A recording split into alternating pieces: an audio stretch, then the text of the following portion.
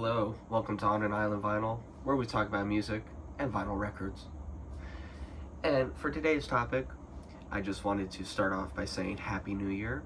This video is long overdue. I have not posted in about 3 weeks, and that is because I went down to sunny Florida, where my family was for the holiday season. And while I was down there, I got about, I would say, 15 to 20 records. And out of those, I kind of am going to show you the best ones that I got. I cherry picked, and I think you guys are going to really enjoy what I am about to show you. Some of these records may be familiar. There are a few Tone Poets, which is a Blue Note label. They do reissues of classic Blue Note albums. And I also got a few other ones kind of in the mix. So let's start this off. So I got these when I was leaving for Florida at the airport. I was on a Whatnot auction. Both of these records came from one person, and they actually shipped it to my apartment here in New York when I really wanted to ship them down to Florida. Nonetheless, I still kind of consider this a bit of a Florida haul, because I was on my way to Florida when I got these. So the first one I got is this album called Me and My Drums by Paul Humphrey. Now, I already have a copy of this, but it's one of these records that's kind of cheap heat. You can get these for about $15, $20, and Paul Humphrey records used to be a bit more expensive back in the day. The song that I really love on here is called 1 Out of 6. It's the second song on the first side, and it's just a groovy track. I usually play this track when I open my DJ sets, and it's just a pretty good record, man. You can't go wrong with Paul Humphrey. When I was in Japan, I actually got a few Paul Humphrey records as well, because sometimes they're a little bit hard to find here in the States. Unless if you go on eBay, they're pretty much on there. The other record I got is a OG press of Montera by Bobby Hutcherson. And it has the cut corner, so it's most likely like an early promo or radio station copy.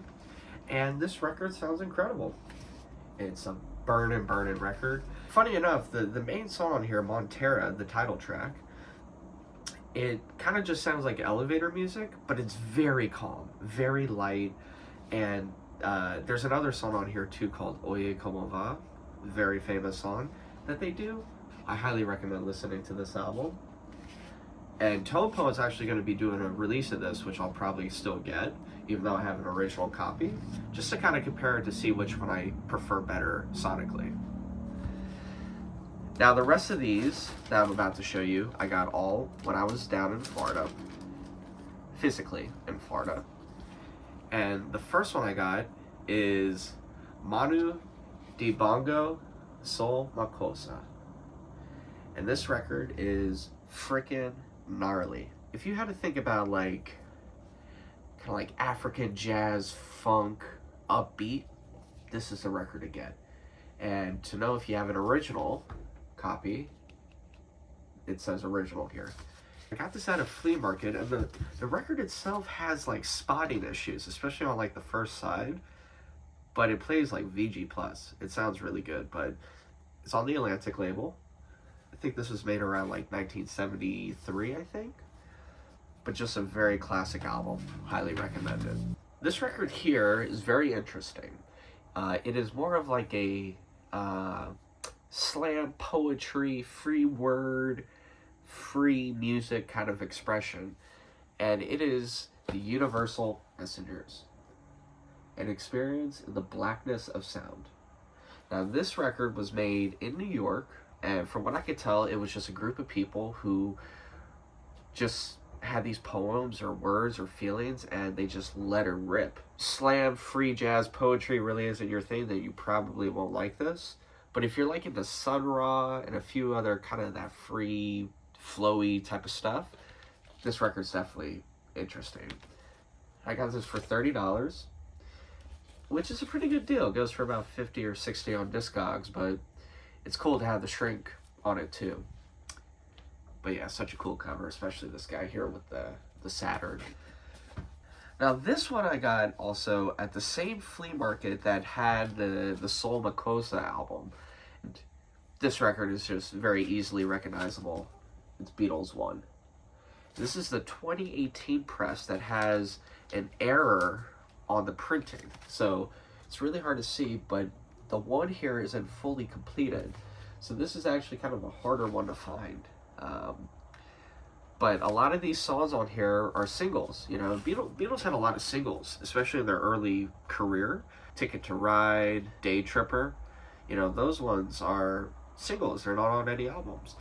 And so this album is really great because it comes fully with the inserts and all that. And it has a very cool opening gatefold. And personally, I think this record just sounds amazing. I don't know what they did, but 2018 press sounds fan-freaking-tastic. I'll tell you. These next four I got for Christmas. The last one I'm going to show you I actually got off of eBay, but it was around the same time as Christmas, and I got it basically the same day that I got these. So the first one is the Donald Byrd Transition Byrd album. Byrd Blows on Beacon Hill. This is a Tone Poet reissue. The original transitions were made on like acetate or cetraline, which degrades over time. And it's very crackly. There's not a lot of bass. This record sounds freaking incredible. These listen, I used to be like a first press type of guy, but I come to realize that sometimes those early Blue Note presses, the first presses, even the second ones, don't really sound that good. Yes, they are hot to a certain degree, like the highs and the mids are very like heavy hitting, but there's not a lot of bass, and sometimes the piano gets muddied a lot too. There's an album that I'm going to show you as well that I had a first pressing of, and it's a very expensive album, but I sold it for my plane ticket to Japan. But, you know, when I listened to this new version of the Tone Poet, it just sounded incredible. But yeah, the Byrd Blows on Beacon Hill, dude, you gotta get it. It's great.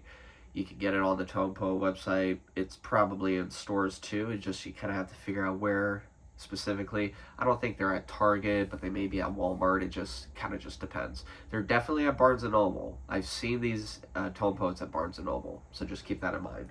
Now, this is not a Tone Poet, but this was a Blue Note release. This is a brand new album, and it is Forces of Nature live at Slugs. On here we have McCoy Tyner, Jack DeJohnette, Harry Grimes, and Joe Henderson. Incredible record. I was reading reviews on this, and a lot of people said that it, not a lot. Some people said that it wasn't a very good recording. I disagree. I think it's a very great recording. It's very hot. The bass is great. Drums are great. Everything about it is pretty solid. And it's a double record. It comes with the gatefold, and it comes with a few like books, like a little book that you can read about it. The first song on here, In and Out, 26 minutes of jamming. I mean, come on. How can you hate that? It's amazing, you know? And even side C, Take It Off, it's a 28-minute song. I mean, on one side, geez, it's awesome. The record I talked about that I sold my plane ticket for was this record, Bass on Top. It was an OG first press, and listening to it on a few different systems, it's not necessarily bad sounding, but the Tone Poet release is just better. It's like if you just turned up the original press to like a 15 instead of a 5, and you just brought it up all the way. I mean, this record's great. It's a very bass heavy, bow jazz kind of influence record, but with the people on here, they work really well together. You have Hank Jones on piano, you have Art Taylor on drums, you have Paul Chambers on bass, and you have Kenny Burrell on guitar. And it's a very kind of quiet album. So it's great to have a Tone Poet that doesn't have crackle in it, especially since these newer records, they're very clean sounding.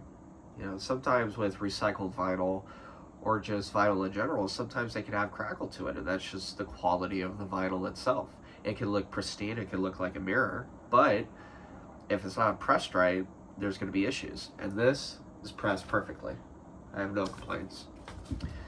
The last Tone Poet I got is Odyssey of Iska, Wayne Shorter. I got this for about $20 on eBay, and I think the only thing about it is that there's a tiny little kind of dent here that got bent back, but the record itself looks amazing. This is a great record. Totally recommend listening to it.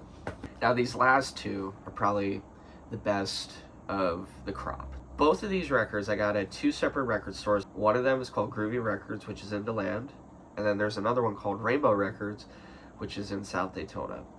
So the one that I got in South Daytona I'll show you first, and then we'll save the best for last. Naked Flowers by Dan Fogel. And what I thought was really funny is on the back it actually is signed. It says, "Hey Bob, I hope you're doing well and enjoying my new album. Keep cool, as a rule, your friend, Danny Fogel." And he actually left his phone number down here. This record does not have any example online. There is no audio of it, nothing. So I kind of just blindly bought it. It was $100.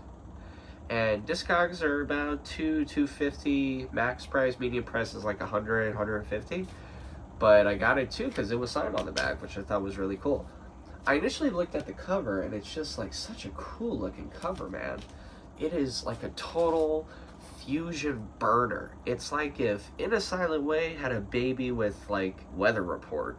It is so good. And you know, if you look up Dan Fogel, he plays a lot of jazz organ, which I'm not really the biggest fan of. It kind of brings me back to like back in the days when ball games were happening and you hear the organ. This album is incredible. You have Patrick Crosley on bass, Eddie Figueroa on drums. You have Jose Farouk on percussion / congas. You have Ellen Ruley on flute / vocals. You have Khan Jamal on vibraphones. And then you have Dan Fogel on piano and organ. Now, I wouldn't say it's necessarily organ. I would say it's more like an electric e-piano. But, man, I'll tell you, this album is just incredible. I will definitely be putting some of the songs here for sure in the description. I will make a separate playlist of this that I will link in the bio once I actually get it uploaded to YouTube.